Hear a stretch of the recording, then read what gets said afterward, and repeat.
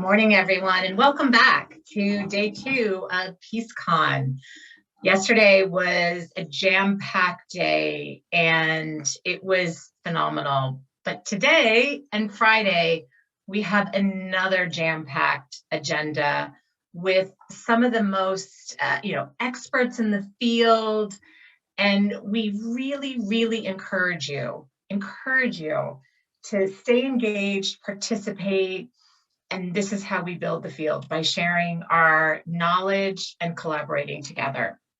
So this morning, I'm really excited to introduce Megan Corado, our Director for Policy and Advocacy. She is an incredible driving force behind AFP's policy and advocacy that has really been working on those game-changing laws and policies and regulations. I'm sure you see her work. She's done a phenomenal job on Afghanistan. So I'm going to turn it over to Megan Corado to introduce our Peacebuilding Champion Award. Megan, over to you. Thanks so much, Liz. Welcome, everyone. So delighted to be here with you today. As Liz mentioned, I'm Megan Corado, and I serve as the Director for Policy and Advocacy with AFP. I'm so delighted to be here to kick off our presentation for our 3rd annual Peacebuilding Champion Award. In 2019, the Alliance for Peacebuilding started the Peacebuilding Champion Award to recognize members of the U.S. Congress who have led bipartisan efforts to recalibrate past approaches to global conflict management in favor of innovative peacebuilding approaches. Our inaugural award was presented to Representatives Eliot Engel and Michael McCall for their stewardship of the Global Fragility Act, a critical victory towards pivoting U.S. foreign policy away from response and towards peacebuilding and conflict prevention. In 2020, we were delighted to present the award to Senators Jeanne Shaheen and Shelley Moore Capito for their tireless efforts to advance the Women, Peace and Security Act and wider agenda. This year, we are thrilled to honor 2 members of Congress who are working to add yet another tool to the conflict prevention toolbox, the Youth, Peace and Security Act, as well as further initiatives to protect human rights, prevent human trafficking, and advance democracy both in the U.S. and abroad. This work is more important than ever as we grapple with the compounding crises of conflict, COVID, and climate change.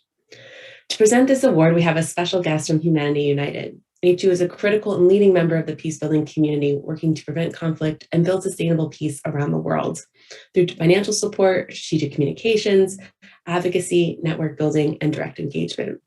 HU is also one of our generous sponsors to PeaceCon, and without whose support we would not be here together, at least virtually. It is my distinct pleasure to welcome Corbin Teague, Senior Advisor for Policy and Government Relations with Humanity United, to announce the winners of this year's Peacebuilding Champion Award. Over to you, Corbin. Thanks, Megan. And good morning, everyone. As Megan said, my name is Corbin Teague, and I serve as a Senior Advisor for Policy and Government Relations at Humanity United. I want to thank you for joining us today at PeaceCon, and I'm delighted to be here to present the 3rd annual Peacebuilding Champion Award. Ending violent conflict and building sustainable peace are some of the greatest challenges of our time. The world is experiencing a 30-year high of violent conflict, which remains the primary driver of extremism, causes 80% of all humanitarian needs, undermines development gains, and destabilizes states and regions throughout the world. The current pandemic continues to exacerbate root causes of conflict and allows authoritarian regimes to restrict civil society space. Today, more than 82 million people are displaced, and an estimated 235 million people need humanitarian assistance and protection. In other words, about 1 in 33 people globally, which is the highest figure in decades. However, we have numerous tools to tackle these crises. In recent years, Congress has passed new laws, including the Global Fragility Act, the Women, Peace and Security Act, and the Elie Wiesel Genocide and Atrocities Prevention Act, all of which recognize the importance of peacebuilding activities to address conflict drivers and to prevent violence and extremism. We are heartened that there are bipartisan congressional champions who are pushing to expand peacebuilding and conflict prevention initiatives, and I'm delighted to honor 2 of those champions today. Representative Grace Ming and Representative John Curtis. Our 2 honorees spearheaded the recent introduction of the Youth, Peace and Security Act at a critical time when an estimated 1 in 4 young people are living in or are otherwise affected by armed conflict and violence. Young people are often systematically excluded by national policies, including foreign assistance. This exclusion renders U.S. foreign aid less effective in conflict-affected and fragile environments, as young people are often at the forefront of grassroots efforts towards peace and justice, leading movements to address cycles of violence, mitigate adverse effects of conflict, and strengthen social cohesion and resilience. The YPS Act recognizes barriers young people face in becoming active agents for positive change in their communities. It establishes a more equitable distribution of power for the meaningful participation of youth in peacebuilding and conflict prevention efforts. And it builds on existing US government strategies to ensure that efforts for peace are well coordinated and inclusive. In addition to his leadership on the YPS Act, Congressman Curtis has also been a key bipartisan champion on issues related to human rights and trafficking, and supported numerous initiatives relevant to the peacebuilding community, including the Burma Act, Safe from the Start Act, and the Uyghur Forced Labor Prevention Act. His efforts recognize the fact that the protection of human rights promotes sustainable peace, security, and development. And in addition to her work to promote peace building globally, Representative Ming has been a key champion of legislative measures to prevent and address conflict and hate crimes, support dialogue, and promote community empowerment and education in the United States. The Congresswoman, who represents one of the most diverse congressional districts in the country, spearheaded the inclusion of $30 million for grants to community-based organizations to support local strategies for conflict resolution, reconciliation, and empowerment in recent appropriations bills. Unfortunately, Representative Curtis recently suffered an accident and is recovering from surgery, so he is unable to join us today. However, we wish him a speedy recovery, and we are delighted to honor both he and Representative Ming with our third annual Peacebuilding Champion Award. And now, please join me in watching a short video from Congresswoman Ming. Thank you. Thank you to the Alliance for Peacebuilding for inviting me to speak this morning and for honoring me with the Peacebuilding Champion Award. It has been great to work with you on my bipartisan bill, the Youth, Peace, and Security Act, to provide youth and youth-led movements the necessary support to prevent violence in their communities and build sustainable peace for their futures. Young people bear the burdens of peace and conflict. This is true in regions facing protracted conflict. I have met many brave young men and women who are committed to making the hard choices and compromises necessary to end conflict, and who are coming up with innovative solutions that could break through entrenched interests. When I started to think about how to integrate the voices of young people into U.S. foreign policy, the Youth, Peace, and Security agenda felt like the best place to start. I was proud to work with my colleagues, Representatives Curtis, Phillips, and Fitzpatrick, to reintroduce this bill, but equally proud to have worked with people whose lives will be impacted. One of the cornerstones of my legislative work has been about diversity and inclusion. We've learned that including more voices at the table, whether in peace negotiations or business negotiations, ultimately fosters more sustainable final agreements. This must be the common denominator of our foreign policy. The more people, the better. The more voices, the better. The more experiences, the better. This is some of what we aim to tackle in my Youth, Peace, and Security Act.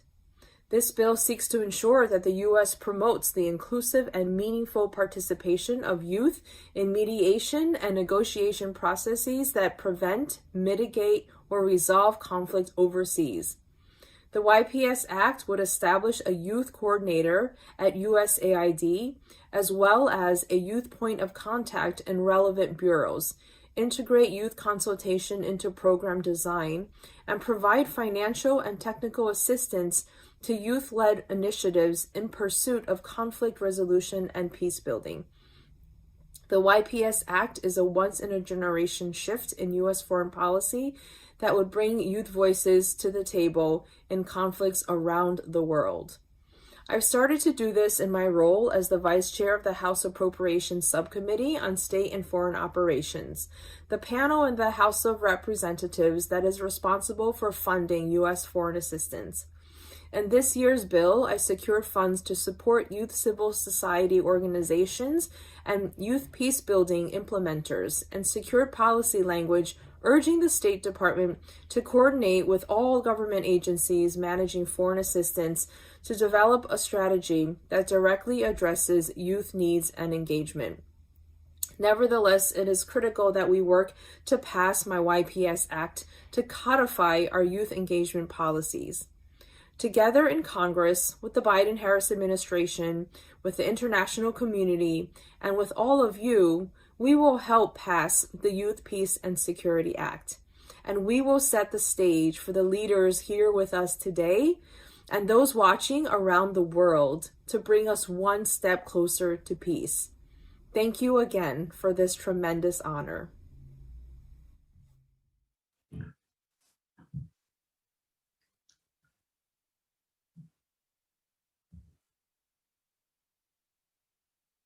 Thank you so much, Corbin and Megan, for introducing our Peacebuilding Champion Awards. And I want to say how important it is to recognize bipartisan champions, those that are lawmakers that are building our norms back, working on consensus building, and at the same time, building peace. So thank you so much. And Corbin, thank you for your incredible partnership and recognizing how important policy and advocacy are and needed in our field to build the field. So now I'm going to turn over, you've heard me mention this numerous times already yesterday. I put in multiple plugs for this. I'm so excited to introduce, once again, Julia Roig, our board chair at the Alliance for Peacebuilding and the founder of the Horizons Project. This research, I'm going to say it again, game-changing. So I'm going to turn it over to Julia and take it away. Thank you so much, Liz. And it's a pleasure to be with all of you again this morning for this really exciting kickoff of a discussion that we're going to be having on narrative frameworks to elevate peace building. And we've been talking about narratives at the conference for several years, the importance of why we need to be conscientiously, really intentional with our communications. And I'm so thrilled to be joined today by two really renowned specialists in this area. We're here with Krishna Gomez, who is a preeminent narrative strategist working around the world, originally from the Philippines, had been based in Bogota, now coming to us from the Netherlands, but she's worked all over the world. And we're really very grateful to have her join us to share some of her practical wisdom on narrative practice. And a dear colleague and now friend from the Frameworks Institute, Drew Volmert, who we've been working with now for 3 years on this narrative research initiative. So very briefly, why do we care so much about this? Why have I, as somebody who really has spent years and years working on conflict transformation, on peace building, on the work in the field that we know is based on understanding difference, we're incorporating so much more brain science, cognitive science, behavioral science into our practices, how we work with parties who are in conflict, and the kind of accompanying science of how we're all making meaning of the world right now is really the basis of why this exploration into how we communicate about peace and peace building has been so important to me, to the Alliance for Peacebuilding, to our partners, because we know that the field is stronger together. We've talked a lot about field building. And PeaceCon is so exciting for us to all be together at the same time. We see the breadth and depth of our work. And it's a really key moment to rededicate ourselves to be thinking about how to improve our collective action. And what I mean by that is how we, with all of the different pieces of peace, all of the different complexity that we have, we are also able to communicate our values, the way we see the world, our skills, what we do, that we are a choir that is harmonizing, that we can share beyond any one fundraising campaign that one organization has, beyond any one policy proposal, what we're really talking about is culture change. We're talking about affecting the culture. And so it's important for us to recognize that we see the world through our own biases. So part of the reason to be in relationship with narrative strategists, but also social scientists, is to help us get outside of our own baggage. And what I mean by that is that our audiences make meaning out of what we mean by peace and peace building in their own minds, that we need to understand and we need to be able to penetrate in order to be able to work within those narrative streams. And so we know that over the years, be peaceful has actually been used as a message of oppression, for example.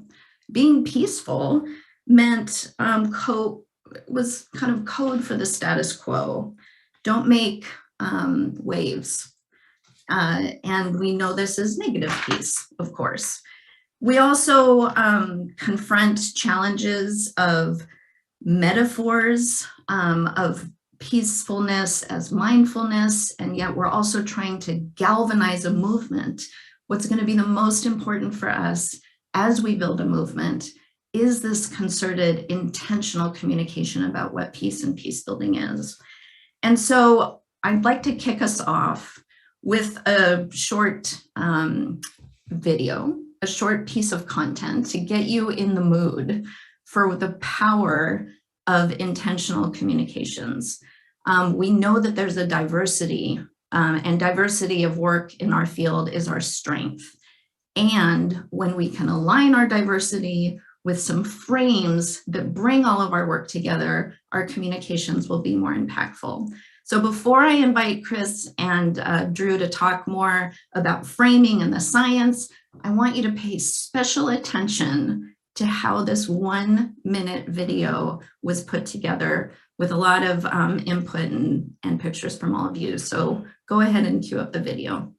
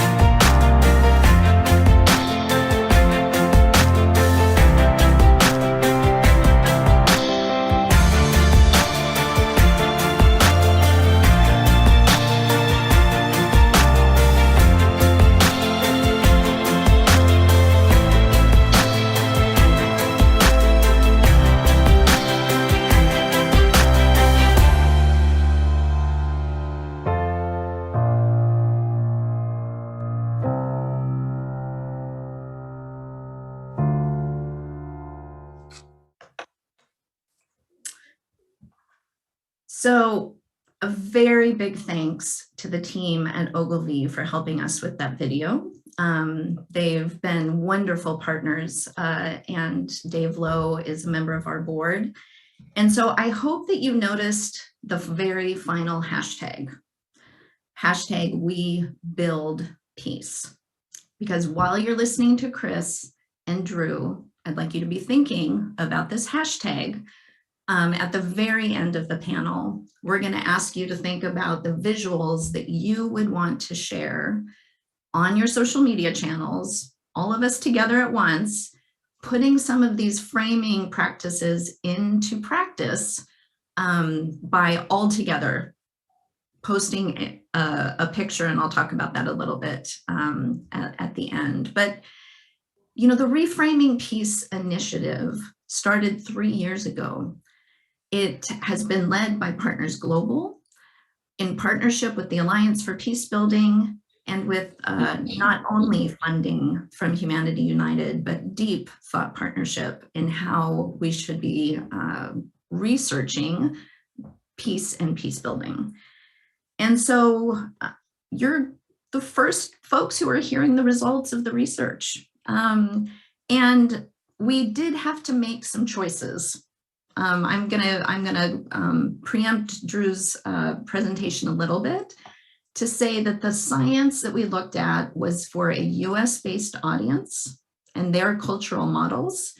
But you will find that I think the way of analyzing the work, the way of analyzing how we communicate is going to be applicable across our audiences. I know how many countries and cultures are represented here today. And we did have to focus on US peace building in the context of foreign policy. And yet we also know how important it is for domestic peace building now as well. So this is a multidisciplinary approach. Frameworks has been doing this work for years on many complex issues, but I also asked Drew not to spend a lot of time on the methodology of the research.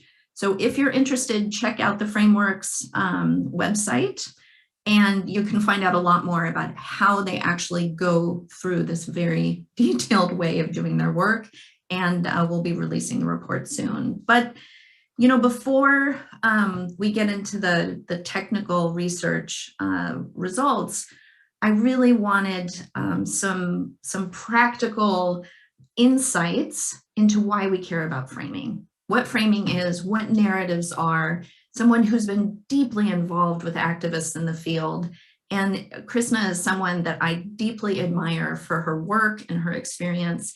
And we're really lucky to have her kick us off with a little bit of intro of why this all matters to us. So over to you, Chris. Thank you, Julia.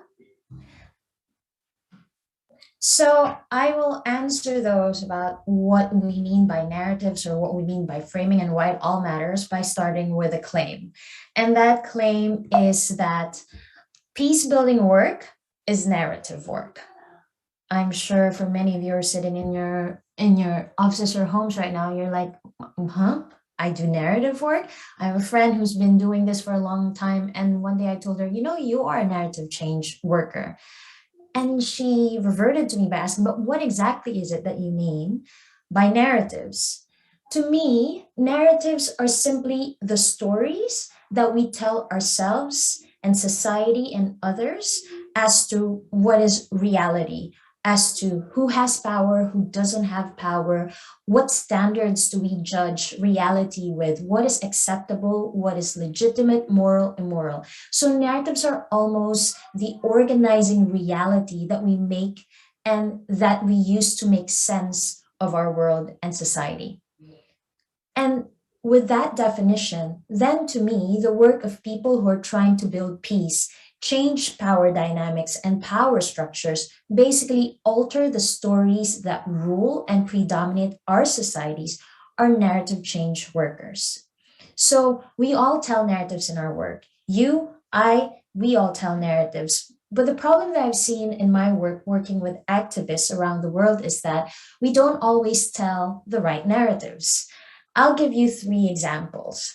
The first one is this is drawn from the work of a dear colleague of mine, Thomas Coombs, who used to be head of brand at Amnesty International. And what he did after years of working in the human rights field is to take a step back and see what he was doing right and wrong in his own work. And the first thing that he found was that a lot of the narrative work that he was doing was based on fear. And then when he looked at neuroscience research and cause campaigns in different parts of the world, he realized that, in fact, what is more effective in communicating about social change issues such as peace is to base it on hope. And I will justify that using this image of the human brain. On the lower part, you will see the downstairs part of the brain, the amygdala. That is the fight or flight center of the human brain.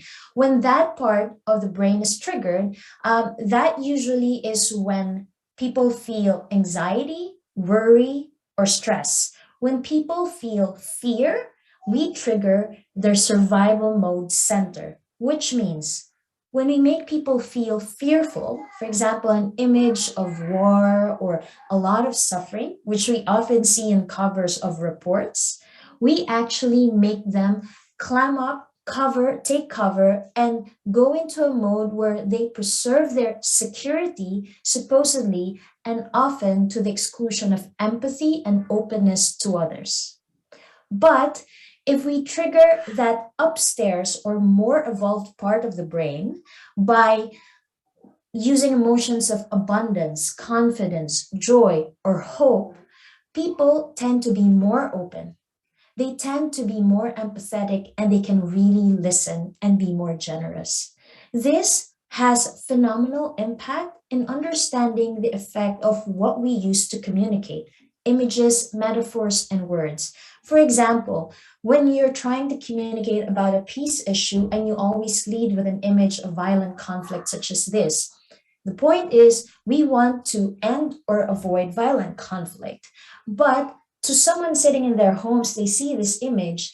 What is triggered is the downstairs survival mode part of the brain and not the upstairs part of the brain.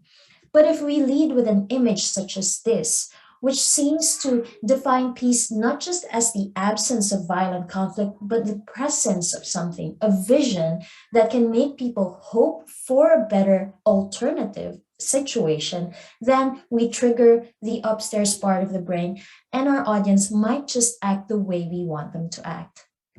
The second type of story or narrative we usually see is to really devote a lot of our time or all of the time on what the problem is. But in fact, we've seen that what is more effective is to devote even more time on articulating a solution out of the problem. A dear friend of mine named Laura Liguri, who's a neuroscientist, wrote this blog. You can find it on openglobalrights.org, which says that brain research has shown that emphasizing human rights abuses, or for example, in the field of peace building, if we emphasize violent conflict all the time, even if to say that we don't want violent conflict, even if to say that we don't want or we should end human rights abuses, that can inadvertently help perpetuate them. That might sound scandalous, but the brain is simple in explaining this. What happens when we talk all the time or spend most of our time talking about abuses and conflict? And the problem is that the human brain tends to normalize without realizing it. The person doesn't even realize it, but their brain tends to normalize that act as if it's now the new norm of behavior in society. So even if it is to say that we're against something, by only talking about the problem and not so much about the solution, we are saturating the brains of our audience and making that act, that abusive act, that unwanted situation, the new norm. And persons might just end up actually doing those acts because it's now supposedly the acceptable behavior in society. And the final one is very much related. I'm trained as a human rights lawyer. My training is to always know what I'm up against and to really say what I'm against. And so for most of my career as a human rights advocate, I always was clear in saying what I was against. But apparently research has shown us that campaigns and narratives that speak more about what we are for and not only what we are against is really much more powerful. And I will use this image. Some of you may recognize the woman on at the second to the rightmost position. That's Maria Ressa, our recent Nobel Peace Prize winner. She's a journalist from my country, the Philippines, and she attended a global congress of investigative journalists. And the tagline of the whole congress was, "Journalism is not a crime." That's absolutely true. And we see that journalists are being criminalized for their work, including Maria Ressa, all over the world. But the problem with this narrative, with this message, is this: the human brain will retain the word journalism. It will also retain the word crime. But what the brain will not necessarily retain are the words is not a. And what you would have done as a messenger of this line is to leave in the brain of your audience two concepts that before may not have been associated or introduced at all in that person's brain. And that person's brain, with all its biases and that person's cultural background and upbringing, will make its own associations. So you would have left journalism, crime, journalism, crime, journalism. Is a crime, they're one and the same. So you would have reinforced the very message that you were trying to negate by defining something by what it is not. Journalism is not a crime, but what is it? What makes journalism critical and essential to a vibrant democratic society? So all of these things bring me to the second important point that Julia talked about, which is raising awareness is not enough. This is a lesson that I had to learn over more than a decade of work. When I started, I was managing a program in a human rights NGO, and a big chunk of my project, you can see the budget lines, was awareness raising. I thought that was my job. I needed to get the facts out, because when people are aware of the facts, they will act and end the abuse, push for peace, etc.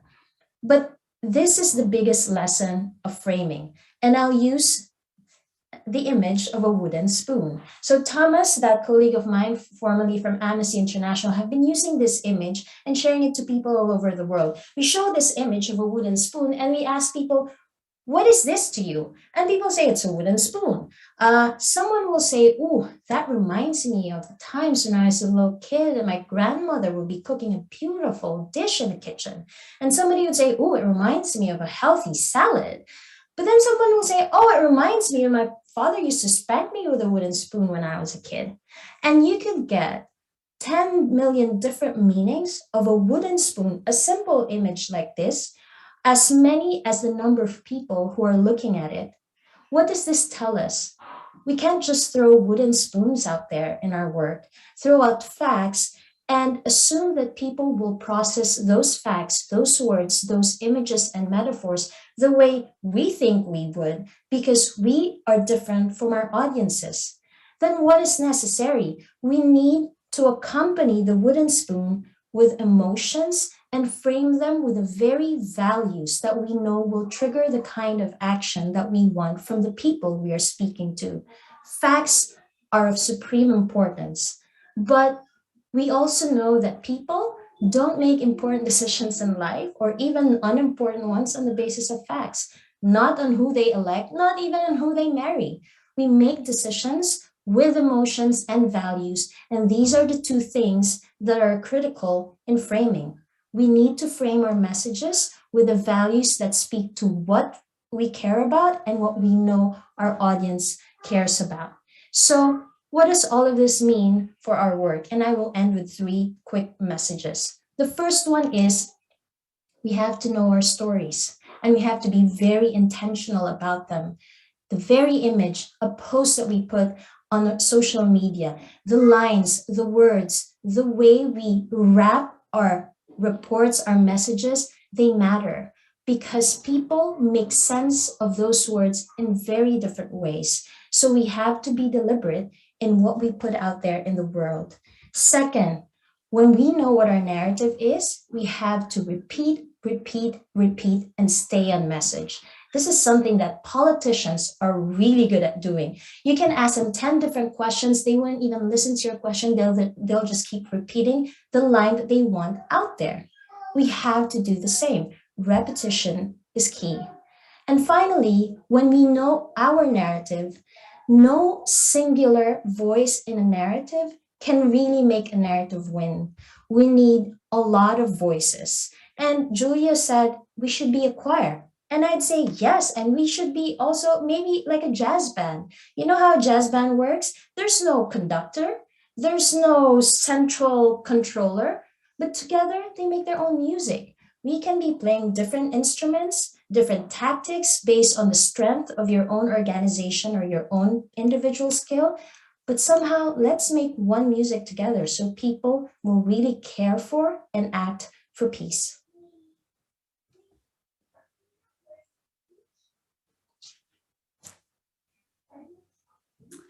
Thank you so much, Chris. That was perfect and inspiring, and always with so many wonderful creative visuals that I love.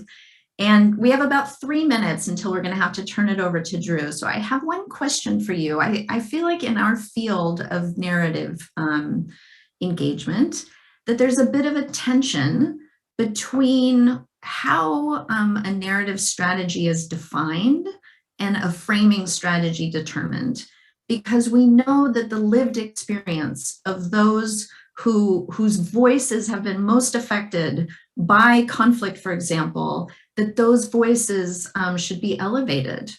And there's a bit of a tension between social science, this academic way of thinking about narrative, and a more kind of community-based narrative definition and strategy. Can you talk about that tension a little bit as we kind of turn it over to our social scientist colleague? I didn't mean to be so leading with that question as I just was, but no, I address it.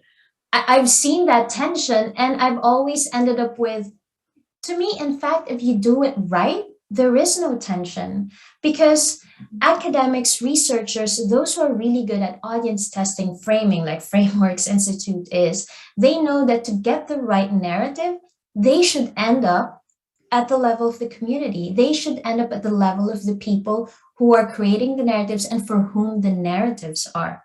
So narrative work to me is really having your eyes and ears close to the ground and really knowing to listen to people. But I know that we're not trained that way. Definitely as a human rights lawyer and activist, I wasn't trained that way. That's why I have been seeking out the help of those who are experts at this. But if you're a really good expert at this, you know that you can only do your work right, whether academic, technical, if you work with communities, because that will really help you zero in on your audience and for what the narrative is for. Thank you so much, Chris. It's not either or, it's both and it's the jazz band of actors, the activists, the peace builders, the social scientists, the communicators. So thank you again for being with us. Thank you for sharing your wisdom.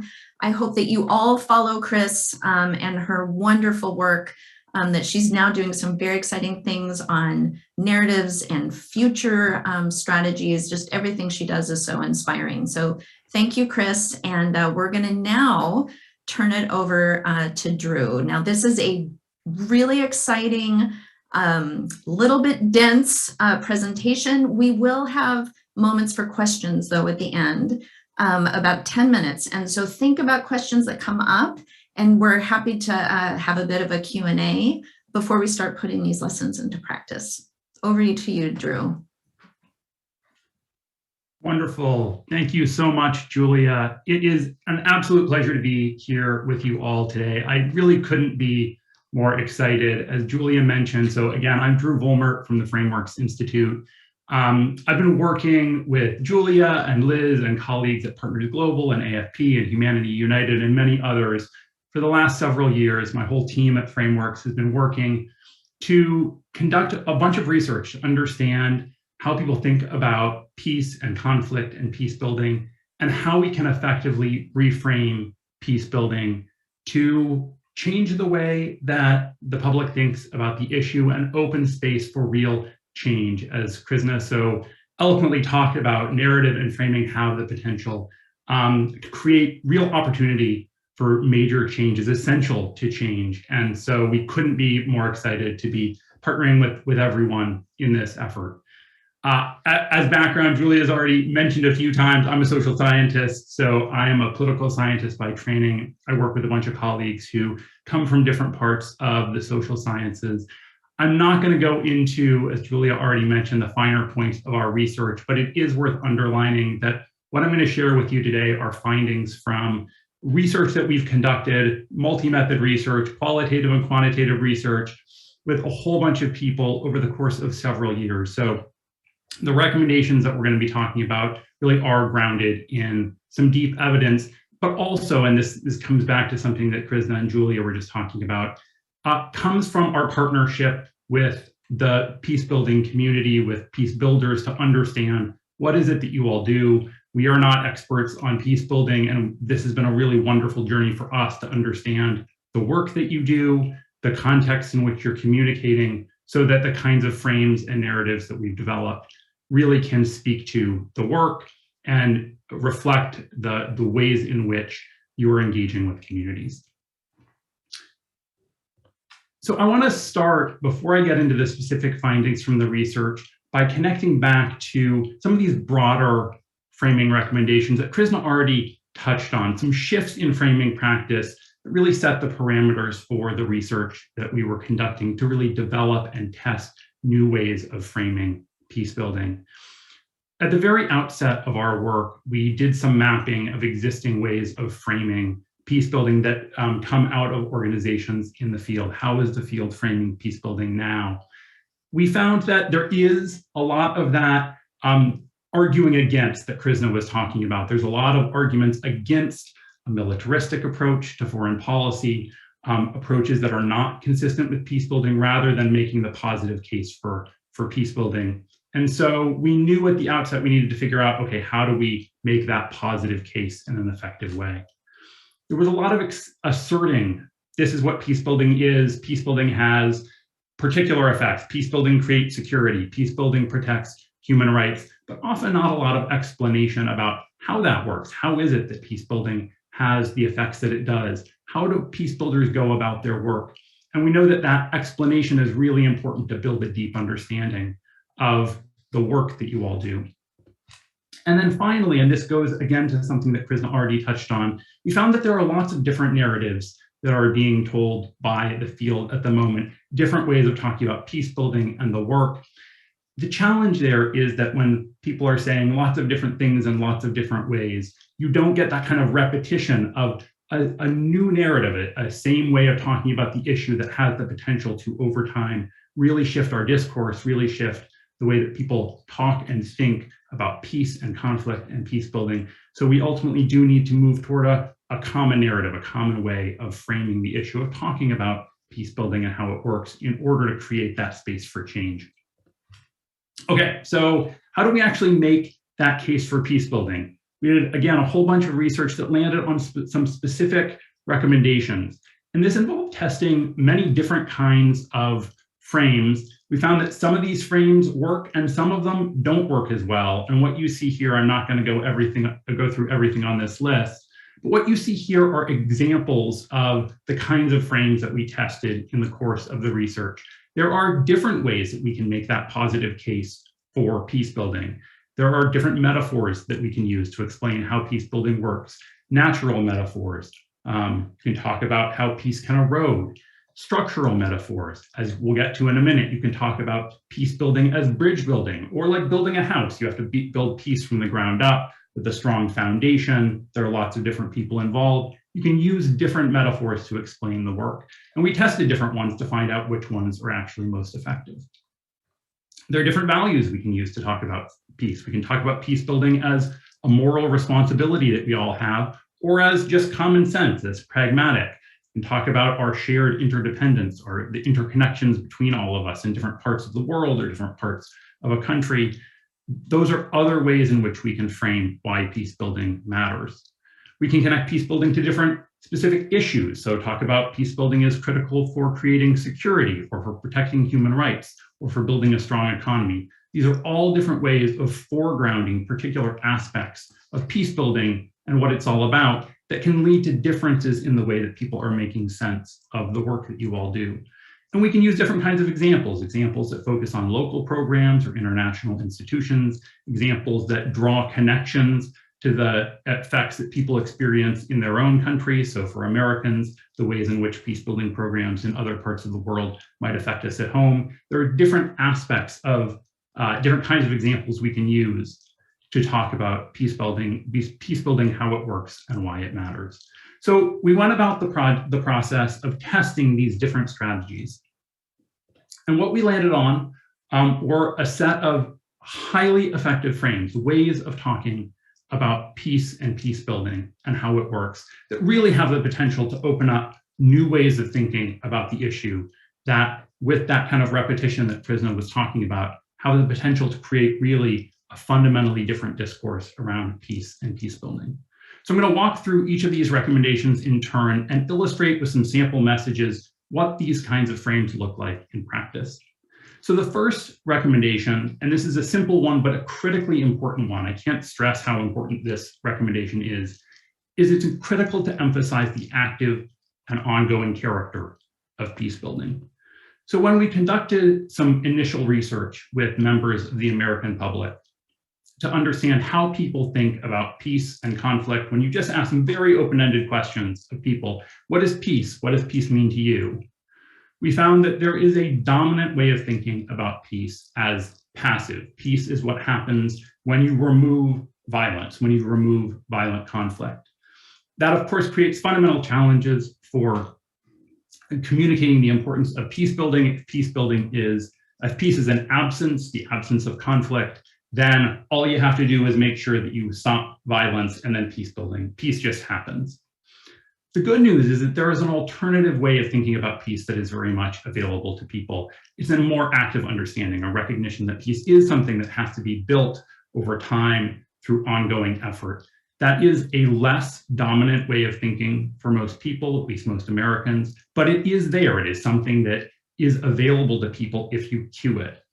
And so it's critical to use language that cues that more active understanding, gets people to think about peace as something that's active.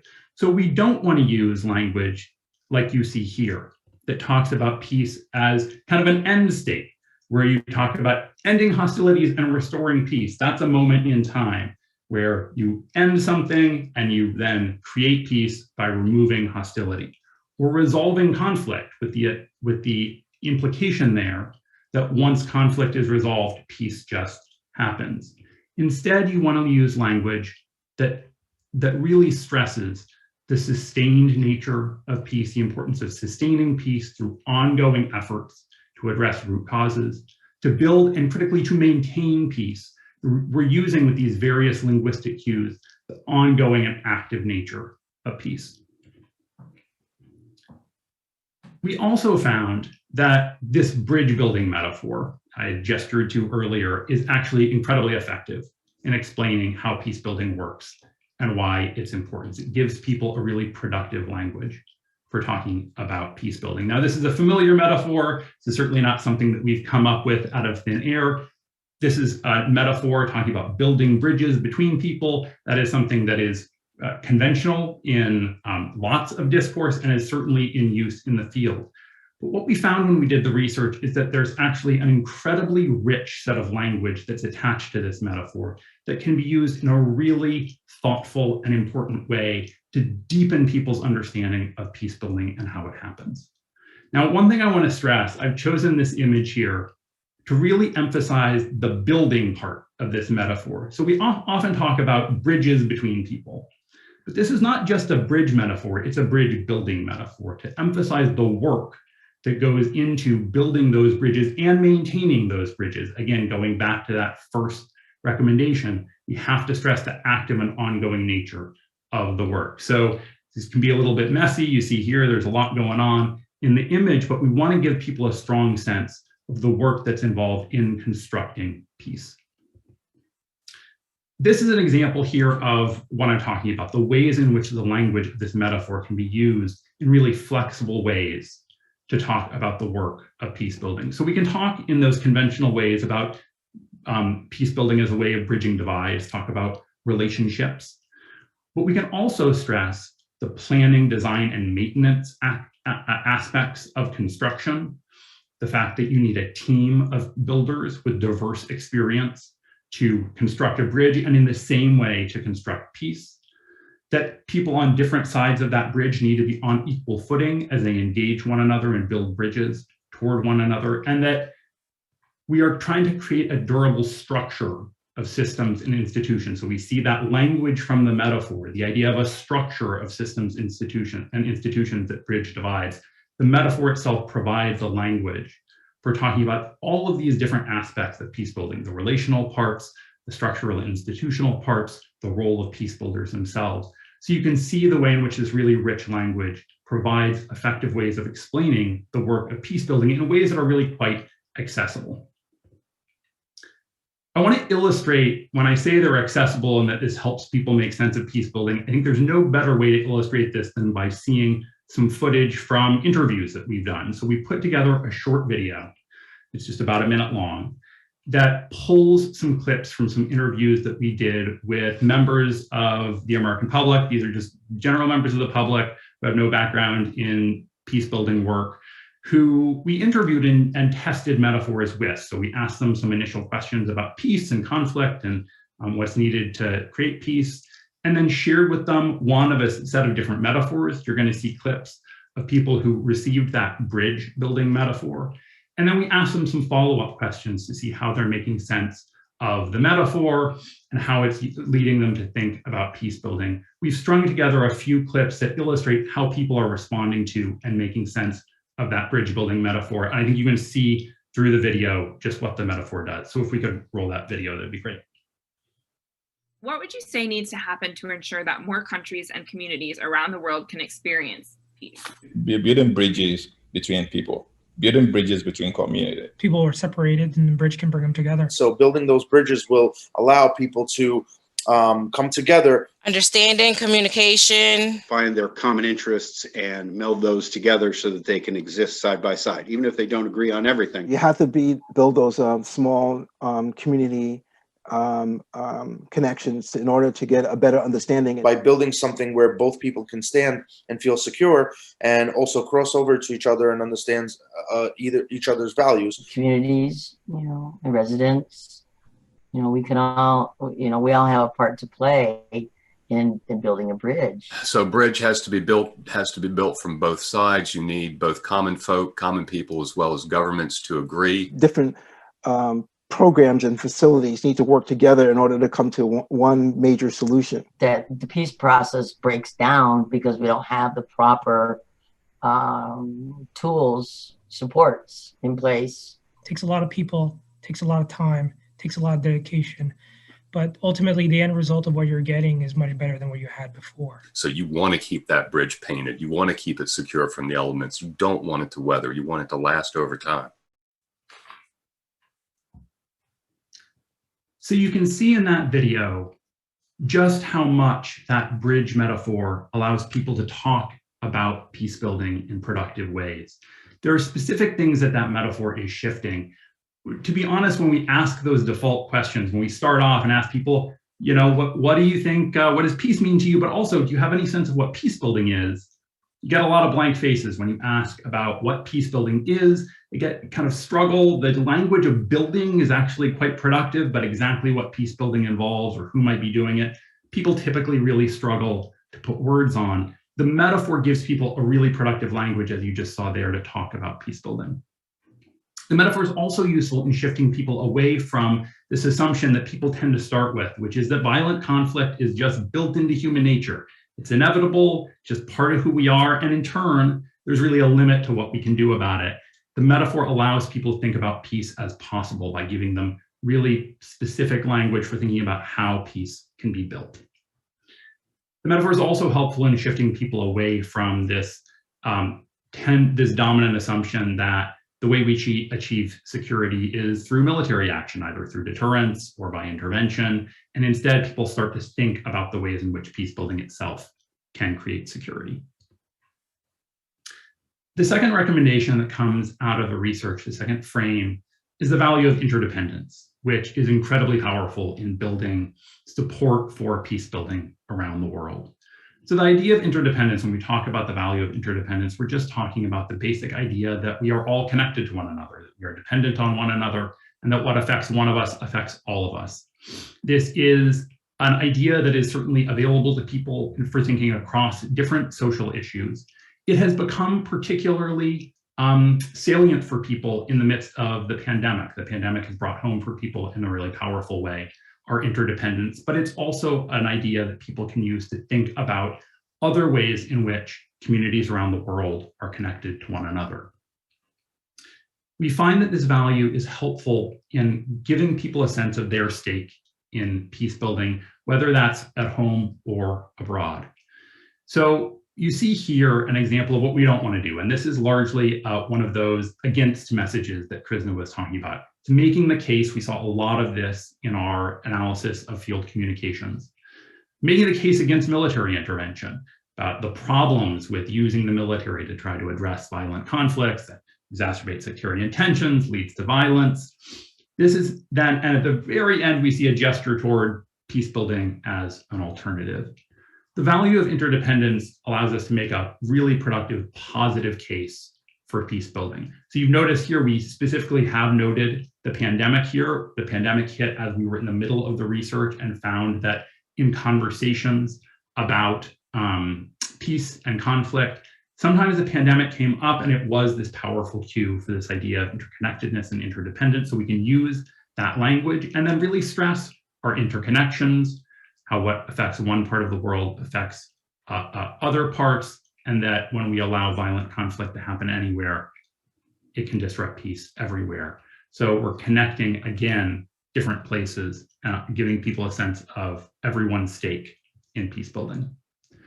When we use this value of interdependence, we help to counter the pull of isolationism, something that, on the one hand, the pandemic has illustrated our interdependence, but it has also created a sense that our problems at home are so big that there's a tendency to want to sometimes withdraw, to pull away from engagement with other parts of the world. That is one of the tendencies that we have seen in our recent research. And the language of interdependence helps people to recognize all of our stake in peace building and to want people to engage in productive ways. It shifts people away from thinking about, it's just Americans from thinking, as we too often do, that we need to be the leader in the world. We are a superpower who needs to take the lead in everything we do, to a sense of shared responsibility, the recognition that there are multiple players who need to engage with one another on equal footing to address the issues that we might find and to create peace. And moves people away from supporting a more muscular or militaristic foreign policy to support for peace building. Another finding that emerges from the research is really the incredible importance of examples in this work, and the specific types of examples that are really effective in giving people a concrete understanding of how peace is built. One of the things that, again, we found in our research with members of the public is they start with not a very clear sense of what the work of peace building involves in practice. And so providing people concrete examples that help them understand what the work looks like is absolutely vital. We want to introduce those examples by gesturing toward this value of interdependence, the idea that we all benefit from when we support programs around the world that build lasting peace.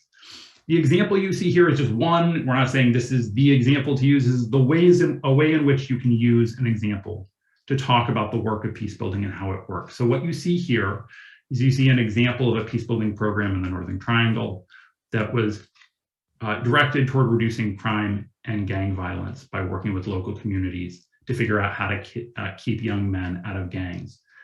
The thing that's really important to illustrate here is we're highlighting what the work actually does to accomplish this. So there's counseling to families, there's job creation, there's mentoring, there's fostering dialogue between youth and police, the specific steps that are taken to address some of the root causes of violent conflict and to build peace. And then at the end here, you see the ways in which this connects back to things that affect Americans at home. This is the audience of this particular message. So the ways in which supporting peace building in the Northern Triangle can reduce pressure on our southern border by addressing some of the root causes of migration to the US. There's a question I don't know. This example really connects the dots between different, between this program and the kind of effects it has on people in the Northern Triangle as well as Americans domestically. It focuses on the program, not on individual heroes. So this is a critical thing to underline as we talk about how examples are used, is that you want to talk about the work of peace building programs. There are obviously many incredible individuals who are engaged in peace building work. But if you spotlight the individual heroes who are engaged in this work, the danger is that people will see that person as responsible for all of the effects and locate the good work that they're doing in their character, their heroism, rather than recognizing that peace building is an approach that can be applied more broadly, applied across different communities, across different programs. So you really want to spotlight the program rather than the individual heroes. And finally, we didn't do this in the example I just shared with you, but when possible, you want to connect those local programs to the international level, to international institutions, the ways in which local programs can scale up to provide models for other programs, to set standards in the international community, to help people move between the local level and the global level. So examples are really useful in shifting, again, people away from that lack of clarity about what the work of peace building involves to a more concrete understanding of peace building. Help to move people away from this sense that peace is kind of a pie in the sky notion, this impossible ideal. We heard a lot when we asked people about peace and what it means. A lot of references to world peace. A world peace would be great, but it's not really realistic. And these concrete examples help people see peace as local, real, and possible, as something that can, in fact, be built.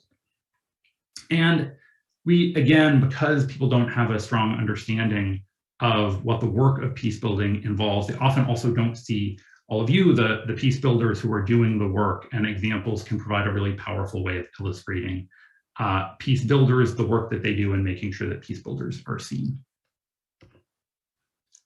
All right, the last recommendation is really geared toward political debates. And I think this is something to underline here. It's that the value of cost effectiveness can be important within the context of debates about government spending and budgets, that we can make an argument in the context of those debates that peace building is a cost-effective alternative to military spending, that it is a way to save money, that we save money over the short term and the long term by investing in peace building. This is not the frame that we typically want to lead with. It doesn't really build a deep understanding of the work of peace building and why it's important. But within the context of debates about our foreign policy in particular and government spending, it can be an effective way to help people understand the importance of investing in peace building. So you see an example here of what this looks like. When we're talking about in debates over our budget, it's important to keep in mind which solutions are most cost effective. People can recognize that diplomacy and peace building are ways of creating savings over the long term because they prevent the expensive consequences of violent conflicts down the road. So again, talking about cost effectiveness is one part of a larger reframing strategy that is particularly useful when we're engaging in debates about spending.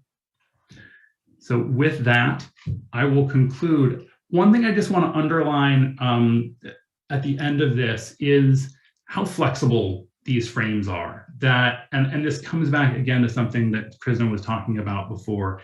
We wanted to give you a sense with some of those sample messages of what these frames can look like in practice. But these frames are really meant to be used flexibly and in different ways. You can use a bridge building metaphor to talk about many different kinds of peace building work in different contexts, peace building at different levels. You can draw on different parts of that metaphor, different language from that metaphor to talk about the work that you do. Interdependence, similarly, it's a big idea, it's a big concept that can be used with lots of different language and lots of different communications. So a thing to underline is these are big, broad frames that can be used in many different ways for different audiences and can be tailored and tweaked to different kinds of contexts. And so I think that's really important because it helps us get a sense of what it looks like to all get aligned around a common framing strategy, that these are meant to be encompassing, used in different ways by different groups. So I'm sure we'll get into that more as we go, but thanks so much.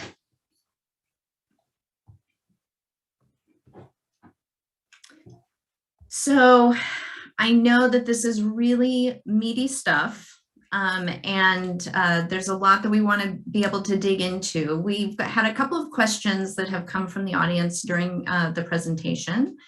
And so we're going to take it I'm going to feed you a couple of those questions, if you don't mind. I might actually start with Chris, if you don't mind. There was a question about examples where large-scale campaigns of this type actually led to real change. Can you think of a moment where a framing strategy, a shift in a narrative that a field or a group of activists took on where they succeeded? Oh yeah, a huge one, climate.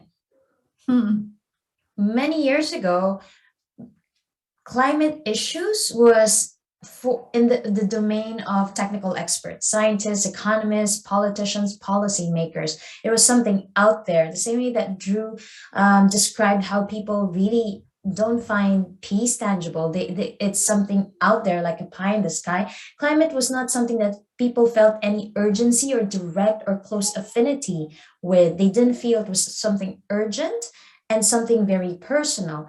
And then a big shift was made by the climate movement, particularly, I think, around the time after the Copenhagen summit, where they realized we're losing, we're not making a dent, and the climate change is going fast. And they realized that they needed to change the framing of the issue from something that is scientific and technical to something that really involves everyone. And they broke it down to, like what you found in your study, to something really concrete. What can you do to stop climate change, from your choice of what you buy to how much you fly, etc. Climate action then became something that was every person's responsibility. Another big shift in framing is that it's the responsibility of the current generation for the future generations that were accountable to them, that they had standing on this, that the youth are the leaders on this because they are the ones to suffer the consequences. So that was a huge shift. It took many years. But then they made that shift and they started singing one narrative. So yeah, we look to the climate field for a giant shift that has made a difference. So far, so trying hard to make a difference. Yeah, still working at it, of course. And I'm going to ask Drew the same question because I know that you've accompanied a lot of complex issues on your research, but maybe bringing in another question that we got, which is, peace building is so diverse. There's so many different things that we do. And so these metaphors and these frames, is there a specific case that we're making for a program? Like what part of peace building? Or can you talk about how a lot of messages can fit into the way that that we shift thinking about complex issues, maybe with an example that you've had within your frameworks work? Yeah.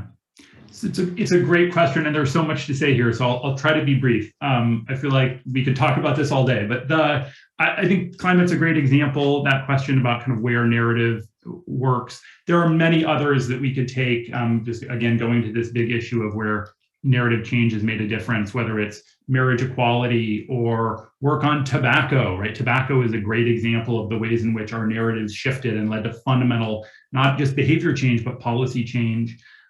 There are many, many others.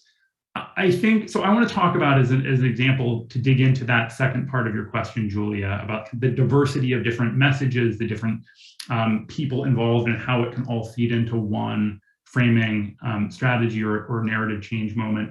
I want to talk about early childhood development. That's an issue that at Frameworks we've worked on for a couple of decades now, so I can speak from a lot of experience about how this has worked out. 20 years ago, the American public really didn't understand in some fundamental ways the way that some basic features of early childhood development worked, including the ways in which adverse childhood experiences of trauma and other things affect brain development, affect children, and in turn didn't understand the importance of important quality early childhood education and other sorts of supports.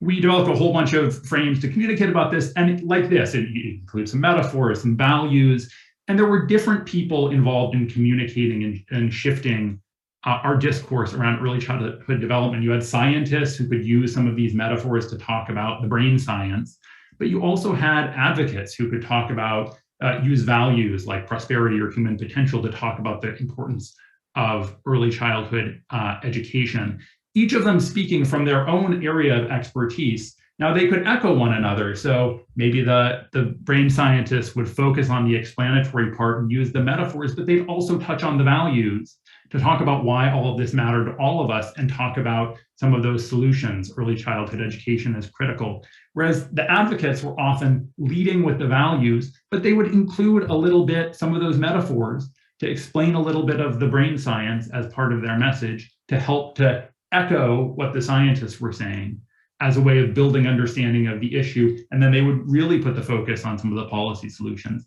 And together, their messages looked pretty different. They were emphasizing different things and using different parts of the strategy in somewhat different ways based on their own expertise, but were forming that choir, echoing one another, creating a broader discourse that really has led to some fundamental shifts in the way that people think about early childhood development and some changes to our policy. Fantastic. That's a great example. Thank you both. Krishna, you've worked around the world and you've worked with activists on their narrative strategy. It'd be really great to bring in some examples from some different cultures. Because a lot of this has been using American examples and kind of the culture of shifting things here. Can you speak to another country that you've worked in and how the frames and metaphors have shaped that messaging or narrative strategy with the groups you've worked with? So I can cite one example from my country. It's a shift that's still being made, but the shift that activists in the Philippines have seen is critical, which is the predominant narrative with respect to drug users in the Philippines has been that the narrative that's being pushed by the government is that drug users are criminals. They are working towards the deterioration of society, basically isolating them as people who are worth dispensing with. And that then justifies a government policy that kills them without due process that promotes extrajudicial or extralegal killings. Anyone is suspected of even just using or possessing drugs, suspected or rumored to be, the next day they could be dead. So that is the policy and the narrative that has propped up almost public support for it. People are not taking up arms and really saying no to this. And activists in the Philippines have been needing to make that shift of focusing less about crime and it being an issue of crime or security, but being an issue of could it be an issue of second chances? We've seen this also in similar, like in Florida. Okay, I'm going back to a US example, but when you focus less about a person's past, what they've done or supposedly have done or not done, but looking at the value of society, we are a society that cares for everyone, including those who have made mistakes, including those who are weak, then that tells you about the kind of processes we should have for people who have certainly supposedly done things or we think have done things. So that is one particular shift. I'll give another quick example. Like in Venezuela, I worked with a group of lawyers in Venezuela. We know how dire the situation has been in that country for years, economic collapse, etc. And a group of lawyers have been giving free legal aid with respect to human rights issues in Venezuela. But they realized that to be able to really speak to the community and get the community to care about what they're doing or the value of their legal aid work, they needed to shift the narrative from something about this is human rights, political rights or political issues, to this is something that is core to your life, as important as food, as important as survival, as important as electricity, which is the predominant concern in the minds of Venezuelans now. So it comes from a deep understanding of what matters to Venezuelan people at the moment? Am I going to push an issue that I think is important when they have other things that they're thinking about, which is food on the table for their kids? So these lawyers decided they were going to roll up their sleeves, put out a food truck, and drive around the city and start small soup kitchens or have coffee moments in the community,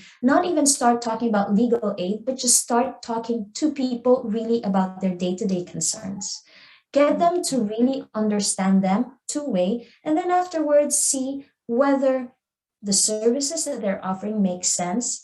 And then that whole encounter is now seen in the framing in the minds of the people as something, yeah, this is part of what I need in life. That's great, Krishna. I really appreciate the concrete examples, because I think in these different contexts, what I've been the most inspired by in my own journey of really understanding narrative is, and the importance, is that it's actually just an awareness that it matters and an ongoing reflection of are my efforts to communicate landing? What's the impact? It's a constant kind of reflection on not taking for granted that our own biases of how we think we should be communicating make sense to everyone else, like your wooden spoon example. And so, Drew, I might end with you, and we've got a couple minutes left, on, I know that there's this we did 3 years of research. Not everyone can do that research. And, you've been working around the world as well in other countries. I mean, are there some basic, lessons or pieces of this work that you would want an international audience to be left with, that they can take away and take forward? Also thinking about their own kind of narrative exploration in their own practice. Yeah.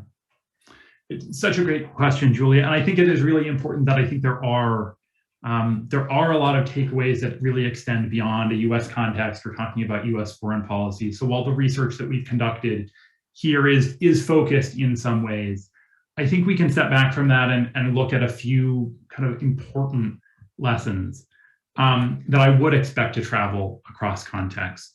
One of them is just the importance of explanation. This is something we actually find across our work, but I think is particularly important here is, and this goes back to something you just said, Julie, kind of don't take for granted that people are starting from the place that you're starting from, right? That your audiences don't know the things that you know and don't necessarily bring the same perspective that you're bringing. So being aware of that is, I think, the first and most important thing.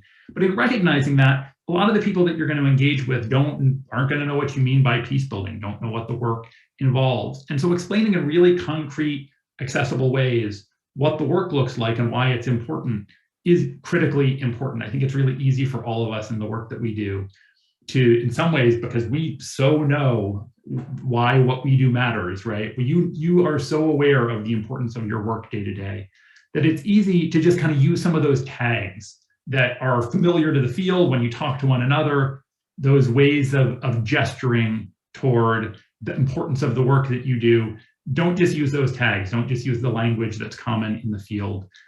Talk in ways that are accessible to a broader audience, to a general public, and really connect the dots for people. Again, I think explanation is the most important. Whether that's a bridge metaphor or not, it may be that different metaphors work in different countries. These things are a little bit culturally specific.